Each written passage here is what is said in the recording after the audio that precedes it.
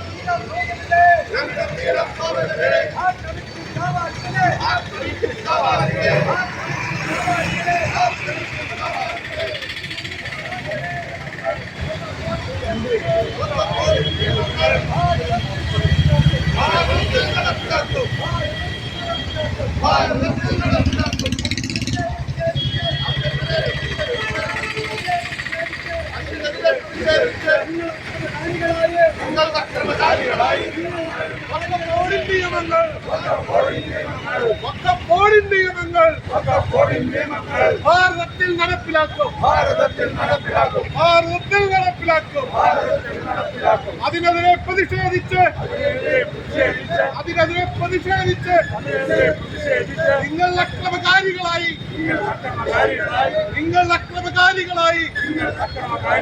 തെരുവുകൾ തോറും മഴിഞ്ഞാടുമ്പോൾ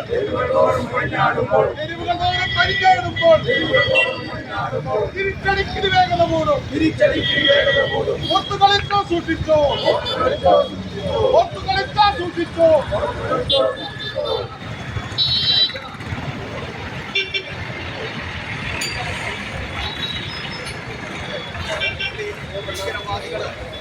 കഴിഞ്ഞ ഒരാഴ്ചയായിട്ട് അതിക്രൂരമായിട്ടുള്ള രീതിയിലുള്ള അക്രമ സംഭവങ്ങൾ നടന്നുകൊണ്ടിരിക്കുകയാണ്.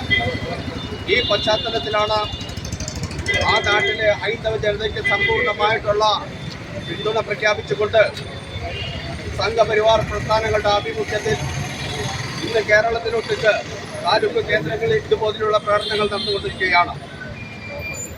ഇന്നത്തെ ഈ അവസ്ഥയെക്കുറിച്ച് നമ്മളോട് സംസാരിക്കാൻ വേണ്ടി ഇവിടെ എത്തിച്ചേർന്നിട്ടുള്ളത് ഹിന്ദു ഐക്യവേദിയുടെ സംസ്ഥാന വൈസ് പ്രസിഡന്റ് ശ്രീ KV ശിവൻചേട്ടനാണ്.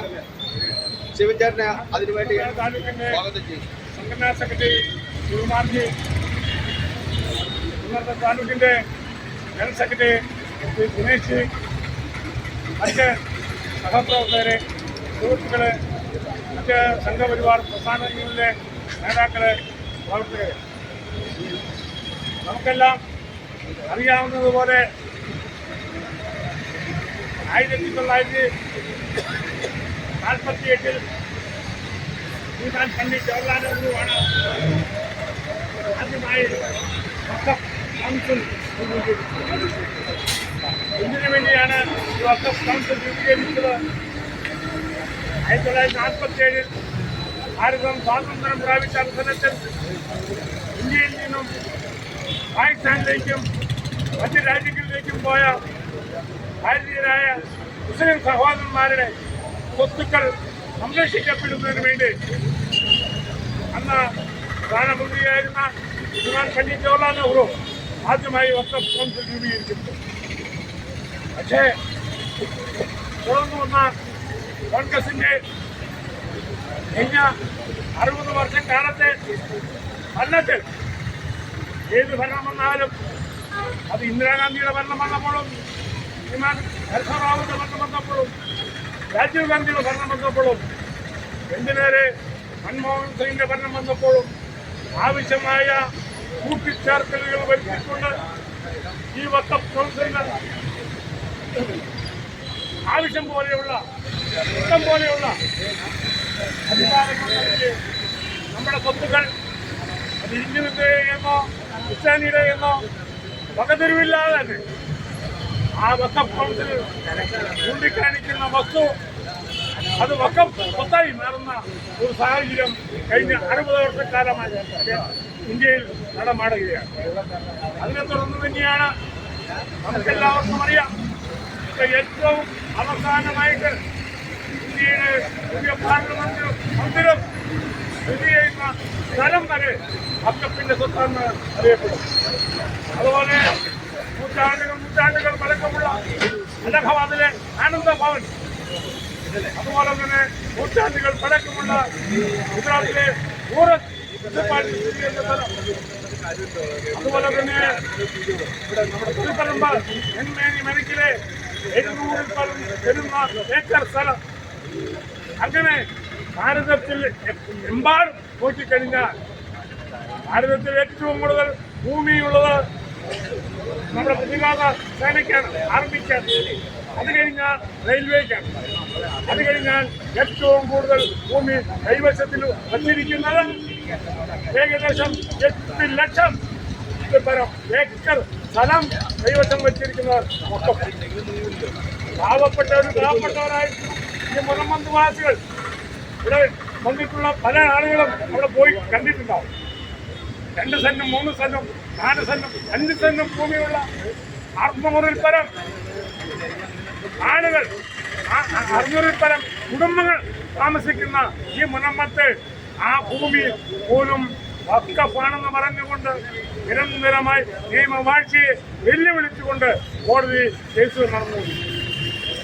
മനസ്സിലാക്കേണ്ടത് ഇത്രയും പ്രാകൃതമായ ശിക്ഷാ നടപടികളുള്ള സൗദി അറേബ്യയിലും അതുപോലെ ഗൾഫ് രാജ്യങ്ങളിലും വഖഫ് ബോർഡുകളുണ്ട്. പക്ഷെ അവരാരും തന്നെ ആ കാണുന്ന 100 ഏക്കർ സ്ഥലം അത് വഖഫാണെന്ന് പ്രഖ്യാപിക്കുന്ന പരിപാടിയില്ല.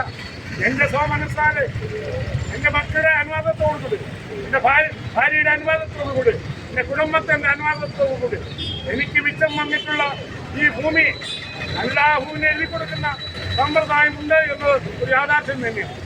മിക്ക വിദേശ രാജ്യങ്ങളിലും അത് പ്രത്യേകിച്ചും മുസ്ലിം സമുദായം കൂടുതലുള്ള പ്രദേശങ്ങളിൽ ഇത്തരത്തിൽ വഖഫിന് ഭൂമി കൊടുക്കുന്നു.